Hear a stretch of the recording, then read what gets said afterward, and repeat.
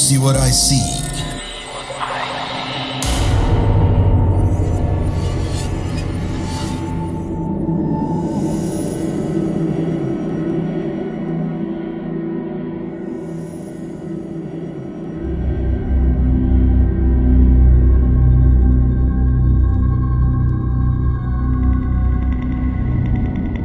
Halo pendengar setia Do You See What I See, kembali lagi dengan saya Adela. Setelah hampir 1 tahun saya nggak cerita-cerita tentang pengalaman horor saya, dan tiba-tiba saya teringat satu cerita karena kemarin saya ngobrol-ngobrol dengan kakak saya dan ter-rewind akan cerita horor ini gitu. Oke, kita langsung ke ceritanya aja ya. Jadi cerita ini diawali saat saya baru mau masuk kuliah. Jadi waktu itu kan saya dari Jawa Tengah dan saya berkuliah di Jakarta. Kebetulan karena saya sama kakak saya cuma beda 1 tahun, sama adik cuma beda sekitar 4 tahunan gitu. Dan saat itu kita kuliah dan adik juga lagi ngambil kuliah juga, sekolah gitu di Jakarta, kursus.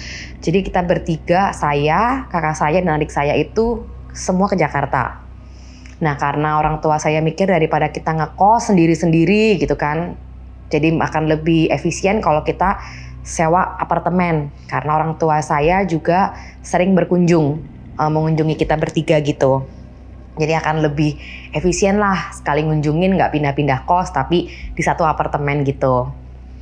Nah sebelum saya menyewa apartemen ini sebenarnya sudah banyak berita-berita yang pernah saya baca gitu, tapi ya saya berpikir positif gitu karena di berita ini tuh banyak kasus kayak pembunuhan, bunuh diri dan lain-lain lah, kasus-kasus pembunuhan dan bunuh diri di apartemen ini gitu. Cuma saya pikir kan apartemen itu punya banyak tower dan punya banyak unit gitu, maksudnya kamar-kamar. Jadi kan saya pikir nggak mungkin dong saya kalau sewa dapet nih 1 unit yang pernah ada kejadian-kejadian yang tidak mengenakan itu gitu. Dan akhirnya singkat cerita kita pindah, kita sewa di apartemen itu dan saya tinggal di tower A dan saya tinggal di lantai 17. Di lantai 17 itu ya saya nggak pernah tahu juga karena kalau di berita kan nggak pernah di-share nih lantai apa, nomor unitnya berapa yang pernah ada kejadian kayak gitu. Dan kebetulan saya tinggal di situ, pindahan lancar, semuanya oke, sampai akhirnya di minggu pertama pengalaman tidak mengenakan mulai muncul gitu. Jadi kan saya tinggal di lantai 17. Atas saya lantai 18. Itu tepat di atas kamar saya itu setiap jam 12 sampai jam 3 pagi subuh itu sering ada orang yang kayak mindah-mindahin perabotan gitu, entah meja, kursi, kayak bunyi gitu, kayak keret gitu, kayak terus kayak orang mindahin, moving barang terus-terusan. Dan sebenarnya waktu minggu-minggu pertama kita pikir oh mungkin lantai atas kita itu ada yang ninggalin gitu, karena kakak saya dan adik saya pun juga mikir oh mungkin itu orang pindahan juga gitu. Seminggu pertama, 2 minggu pertama terus kayak gitu, dan di minggu ketiga sampai udah kayak hampir sebulan setengah kita tinggal di situ, itu terus. Dan kita gini mulai kayak kerasa ini setiap mulai jam 12 sampai jam 3 pagi itu ini orang moving terus gitu, mindah-mindahin barang, bunyi kayak dari langit-langit atas saya tuh bunyi terus kayak mindah-mindahin perabot gitu.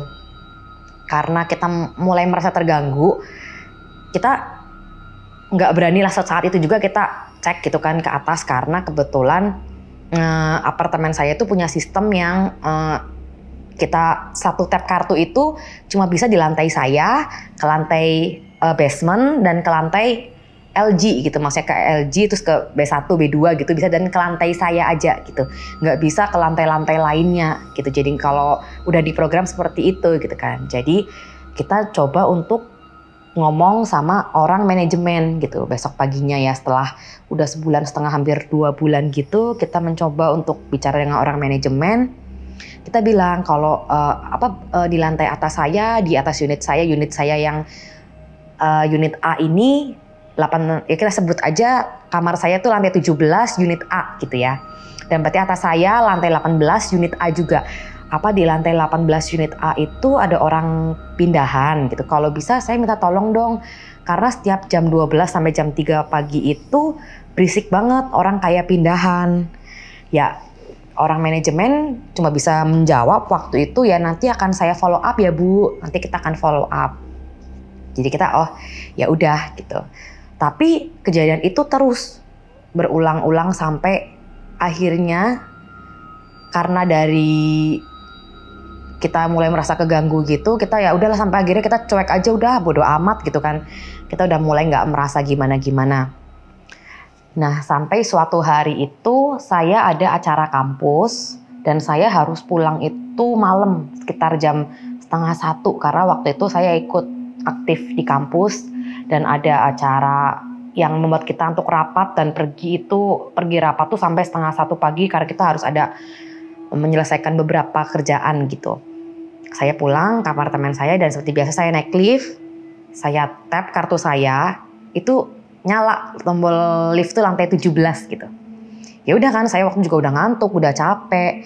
Dan saat lift kebuka, saya udah nggak ngeliat lagi. Saya pikir ya akan sudah sampai di lantai saya, lantai 17. Karena kan seperti yang tadi di awal saya sudah bilang kalau apartemen saya itu nggak bisa kita loncat nomor sembarangan, kita ke atas, ke bawah gitu. Karena kita cuma bisa ke lantai yang saya tempatin, lantai basement, dan juga lantai ground gitu. Kayak gitu doang. Terus saya dengan capek gitu kan, udah ngantuk gitu, saya jalan, saya coba masukin kunci saya ke apartemen itu, kok nggak bisa gitu kan. Saya waktu itu nggak ngelihat ini lantai berapa, saya nggak lihat nomor unit saya gitu, saya cuma karena udah ngantuk, saya cuma mencoba masukkan kunci, saya coba-coba kok nggak bisa buka. Dan saya pikir mungkin kakak atau adik saya itu lupa mencabut kunci di dalam. Jadi kan kalau kunci itu kalau di dalam juga ada kunci yang nempel kan, dari luar nggak bisa buka juga, jadi di dalam harus dicabut, jadi nanti yang dari luar baru bisa buka. Jadi saya ketok gitu kan, Kak atau Dek gitu, bukain dong. Saya ketok-ketok hampir setengah jam, itu nggak dibuka-bukain dan saya udah kesel banget. Saya gedor-gedor itu pintu dan akhirnya pintu itu saya merasa gini, pintunya tiba-tiba kayak terbuka sendiri gitu, kayak nggak dikunci. Dan begitu saya buka, saya melihat darah di mana-mana di lantai apartemen tersebut. Saya di situ kayak udah antara sadar dan ngantuk, capek, dan saya lihat kok apartemen saya berbeda ini, kayak interiornya, sofanya, apanya berbeda, dan di lantai itu darah semua, kayak banyak percikan-percikan darah dan darah yang menggenang begitu. Lalu saya panik gitu kan, dan itu udah malam, saya udah ngantuk banget, saya langsung teriak saat itu juga dan saya pingsan. Dan ternyata waktu saya teriak dan pingsan itu, unit yang berada di lantai 18 itu ada yang nolongin saya. Jadi saya tiba-tiba bangun, saya tiba-tiba di situ udah ada, saya sudah sama orang lain, seorang kakak-kakak gitu, mbak juga, mbak-mbak gitu. Dia tiba-tiba, saya udah ada di unit apartemen dia tuh, saya tiba-tiba panik, itu saya sudah dikerubung sama orang. Dan waktu itu kakak sama adik saya nggak tahu, karena kan kita kalau tinggal di apartemen itu kan individualisme gitu kan, kita nggak ngerti ini tinggal di lantai berapa, bagi aku pingsan nggak mungkin ditanyain. Lalu saya tanya, apa mbak yang terjadi ini, saya kenapa gitu kan. Mbak pingsan di lorong gitu. Terus aku bilang, hah? Pingsan? Aku bilang gitu kan. Terus, iya mbak ini pingsan. Jadi tadi tuh saya sempat mendengar kalau ada orang tuh gedor-gedor dan juga ada orang teriak. Jadi saya keluar dari kamar saya, dari unit saya lihat ada mbak udah pingsan di lorong. Jadi saya minta tolong sama security di bawah untuk minta tolong untuk dibantu gitu kan. Lalu akhirnya saya bingung gitu. Saya masih kayak antara sadar dan gak sadar gitu sebenarnya apa yang terjadi di situ gitu.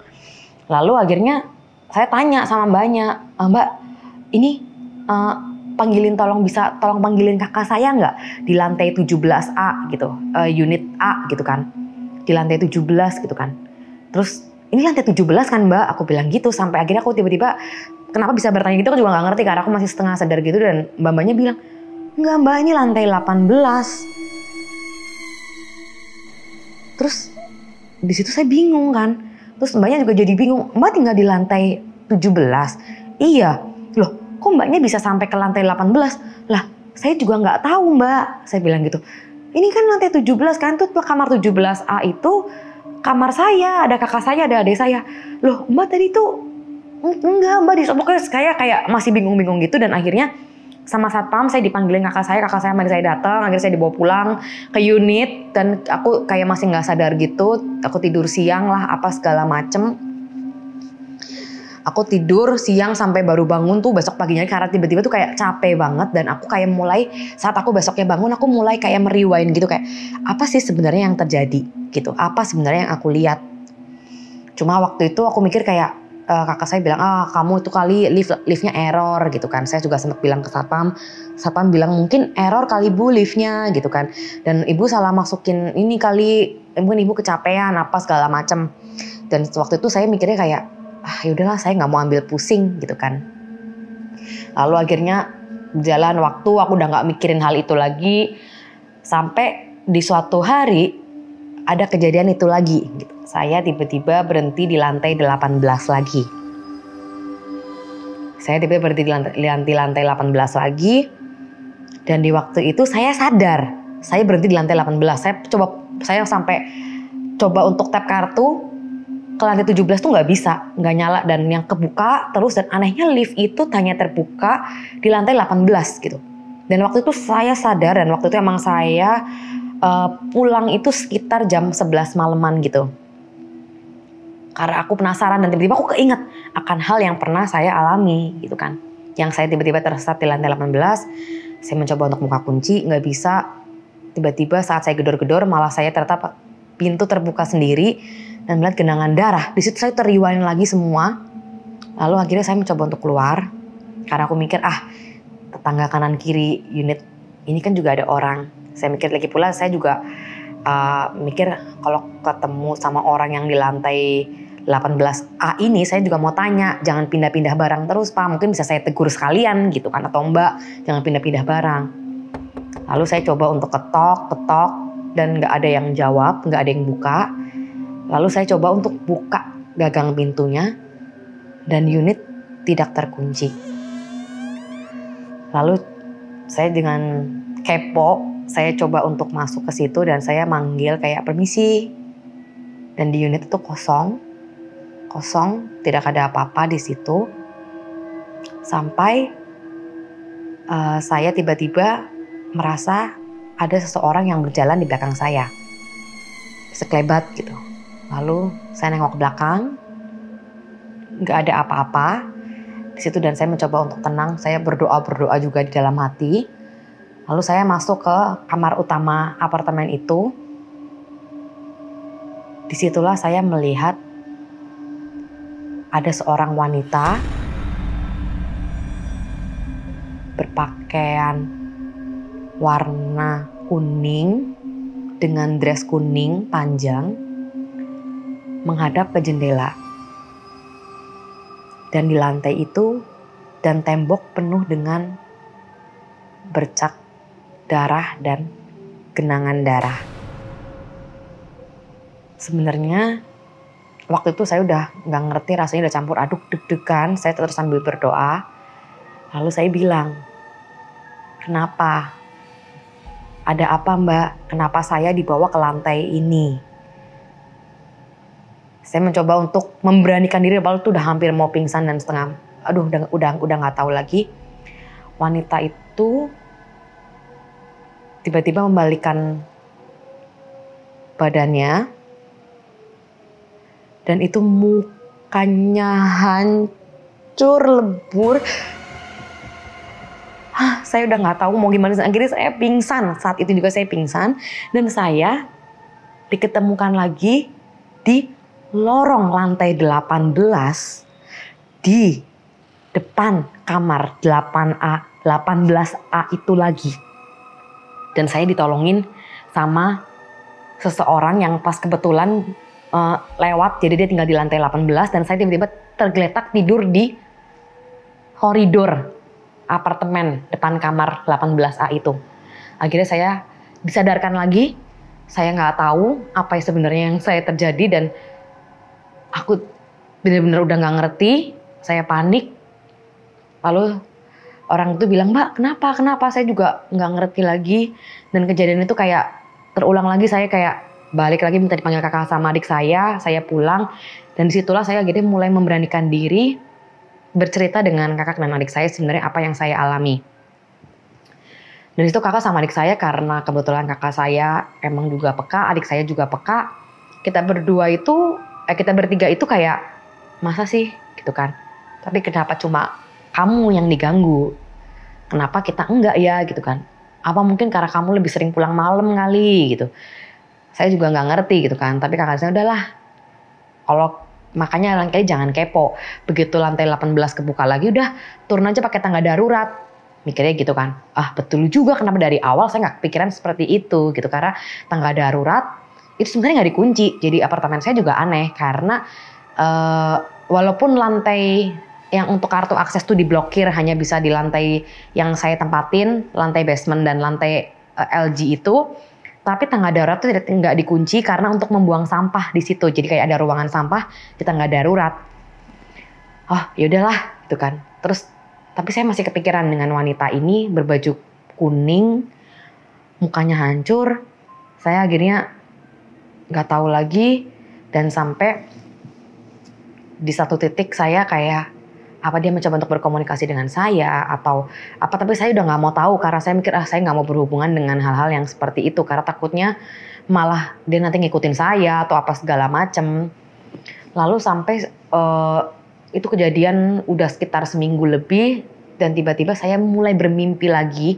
Jadi tiba-tiba ini kejadian ini lantai itu atas masih terus kayak dipindah-pindahin terus kayak gitu. Dan saya waktu itu seperti ketindihan di suatu malam.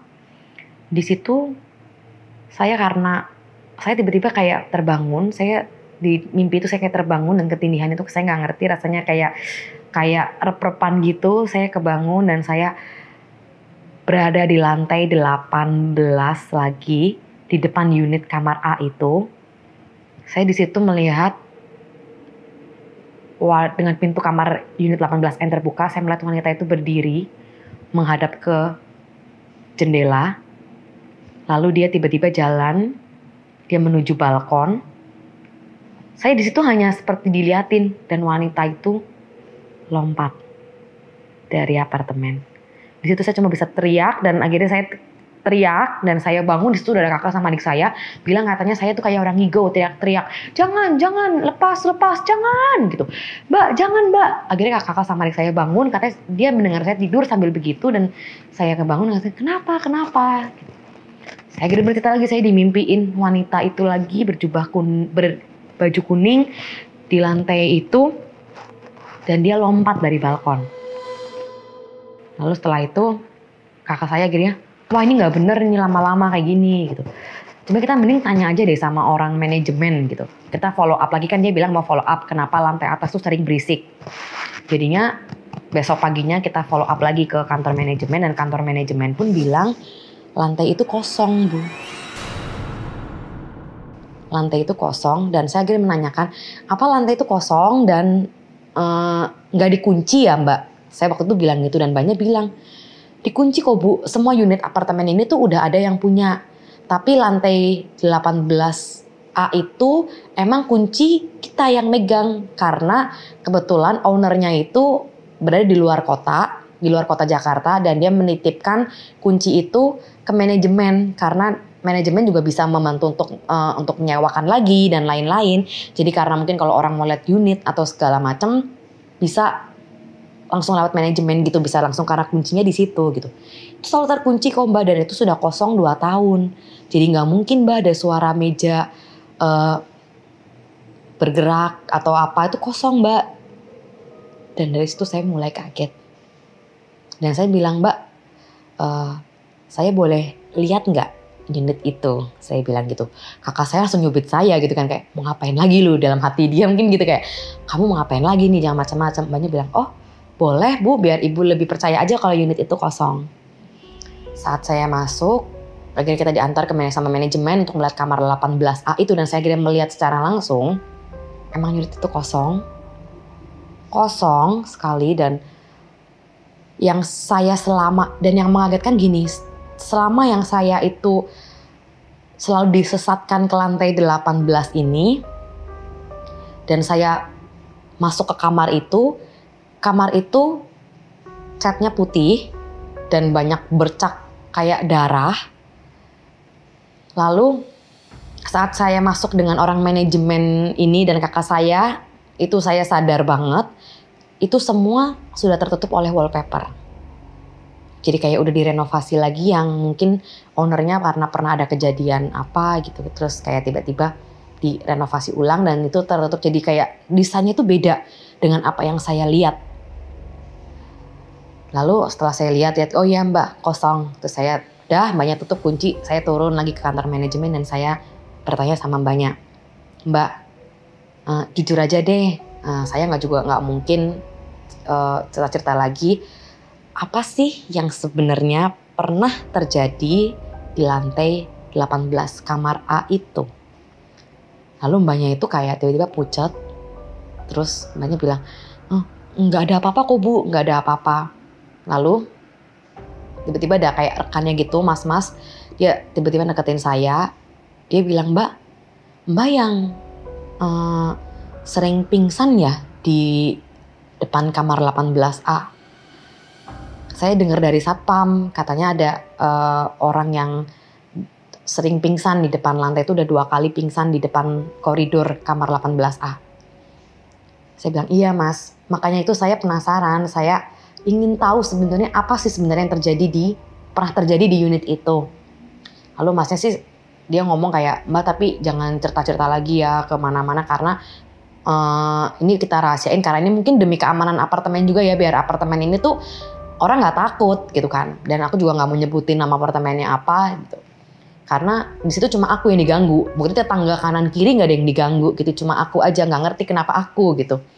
Akhirnya mas ini bercerita, benar 2 tahun yang lalu unit itu ditinggali oleh seorang wanita. Kata masnya sih dia tinggal sendirian, tapi emang sering wanita ini, kata satpam itu, karena emang apartemen kan bisa kenal sama satpamnya dan segala macem, emang sering membawa pasangan gonta-ganti gitulah masuk ke apartemen ini. Dan sampai suatu hari tiba-tiba di apartemen unit ini wanita itu terjun dari balkon bunuh diri dalam keadaan hamil. Setelah itu ya udah, emang beberapa kali disewain ke orang itu, orang-orang banyak yang komplain gitu karena katanya digangguin, sering dimimpiin seorang wanita, tiba-tiba ada orang yang lewat-lewat, dan akhirnya nggak bertahan lama orang yang mengontrak atau sewa di apartemen 18A ini gitu. Jadi kamar 18A ini udah kosong gitu, dan akhirnya saya kayak, oh gitu mas, yaudah saya jadikan sudah tahu. Karena saya sempat dikasih penglihatan, emang ada seorang wanita, bajunya kuning. Nah waktu saya bilang baju kuning, masnya tuh kaget banget gitu, karena emang waktu meninggal beliau ini menggunakan dress warna kuning. Lalu masnya bilang, serius mbak lihat warna kuning? Iya mas, dia pakai warna kuning. Lalu dia menunjukkan penglihatan ke saya kalau dia juga terjun. Dan saya nggak ngerti mas, mungkin dia minta didoain atau gimana. Mungkin selama ini orang yang tinggal di unit itu, si beliau ini minta tolong untuk didoakan atau gimana, saya nggak ngerti. Jadi singkat cerita, akhirnya saya dengan tim manajemen itu membuka kamar itu lagi dan kita doakan di unit itu. Karena kebetulan saya tuh beragama Katolik, jadi saya waktu itu kenal sama salah seorang romo yang ada di gereja saya bilang, Mo, saya ada kejadian gini, dan saya 2 kali itu diganggu begini. Dan akhirnya romo itu bersedia, dan saya pun juga kayak, udahlah nggak apa-apa saya bantu.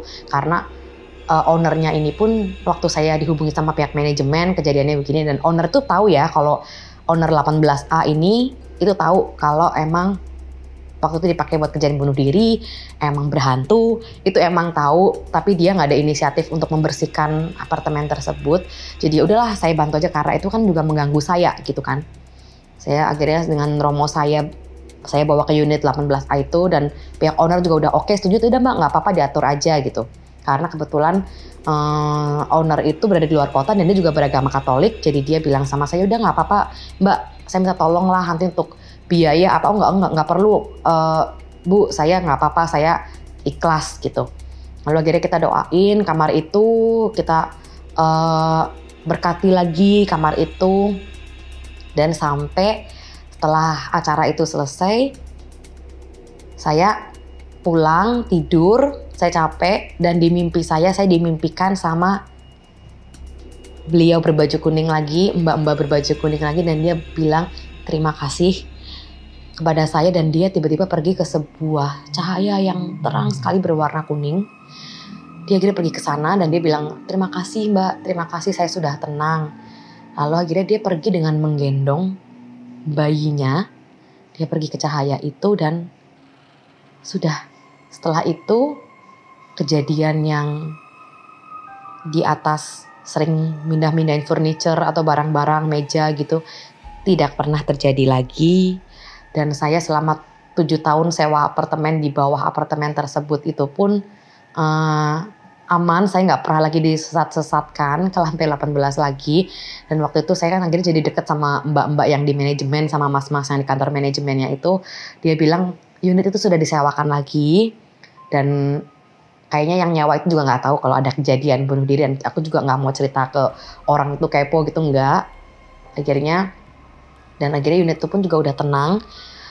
Ya, begitulah cerita saya. Jadi saya mungkin mendapat wangsit kali ya, bukan wangsit. Mungkin mbak itu mau minta tolong, mungkin selama ini kepada penghuni yang tinggal di situ dia minta tolong, tapi orang udah keburu takut. Tapi saya seneng gitu, saya bisa membantu seseorang atau yang sudah meninggal itu, saya bantu doa gitu. Saya benar-benar merasa kayak bersyukur banget punya anugerah seperti ini. Malahan kayak saya bilang, saya bisa membantu orang yang kesusahan, dan meski itu bukan orang yang sesungguhnya gitu, meski dia hanya arwah, saya sangat bersyukur lah gitu, saya bisa membantu gitu. Ya, begitulah cerita dari saya saat ini. Terima kasih semuanya yang udah dengerin cerita saya. Saya selanjutnya nanti akan bercerita lagi karena cerita saya masih ada lumayan banyak. Terima kasih pendengar setia di See What I See. Sampai jumpa.